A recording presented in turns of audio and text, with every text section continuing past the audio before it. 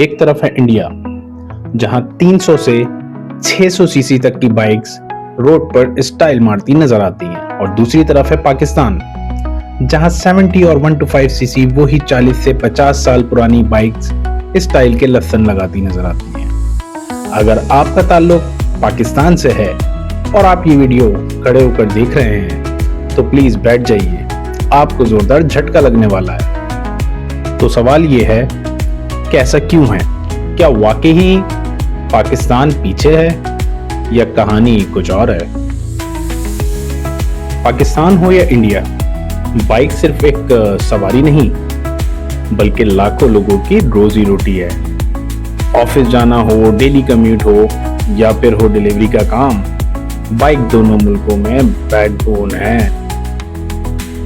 लेकिन फर्क यहां से शुरू होता है। इंडिया में आपको हर रेंज, हर कैटेगरी, हर पावर और हर पर्पस की बाइक मिल जाती है, जबकि पाकिस्तान में ये ऑप्शंस बहुत लिमिटेड हैं और सिर्फ फोकस डेली कम्यूटिंग है। पाकिस्तान में सबसे best local bike GR150 Suzuki है, जिसकी प्राइस तकरीबन 5,52,000 है, और अगर इसमें रजिस्ट्रेशन के चार्जेस मिला लें तो तकरीबन 23,000 रजिस्ट्रेशन चार्जेस बनते हैं, यानी ये बाइक आपको 5,75,000 की पड़ती है। चलें इन पाकिस्तानी रुपीस को हम इंडियन करेंसी में कन्वर्ट करते हैं। ये अराउंड 1,93,000 इंडियन रुपीस बनते हैं। अब इस बजट में हमें इंडिया में कौन सी बाइक्स मिलती हैं, चलें वो देखते हैं। सबसे पहले होंडा को ले लेते हैं, जिसका मार्केट शेयर पाकिस्तान में 80% है। तो 1,97,000 इंडियन रुपीस में आती है होंडा CB350 RS। ये एक retro modern style 350 CC bike है, जिसमें dual channel ABS, tubeless tyre, smooth engine और मच मोर। इस बाइक को मैंने टॉप पर इसलिए रखा है क्योंकि पाकिस्तानियों को रेट्रो स्टाइल बहुत पसंद है।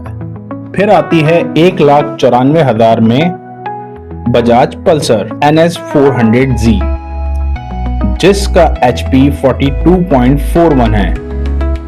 आप लोगों को पता है अपनी GR जो है वो 11.1 HP प्रोड्यूस करती है, तो अब आप अंदाजा लगा लें GR के 4 इंजन चाहिए पल्सर की पावर को मैच करने के लिए। इसके बाद 1,95,000 में आती है royal Enfield meteor 350।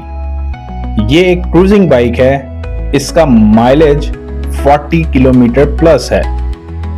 Dual channel ABS, air cooled engine, suspension और ये तमाम फीचर्स तो तकरीबन इंडियन तमाम बाइक्स में ही हैं।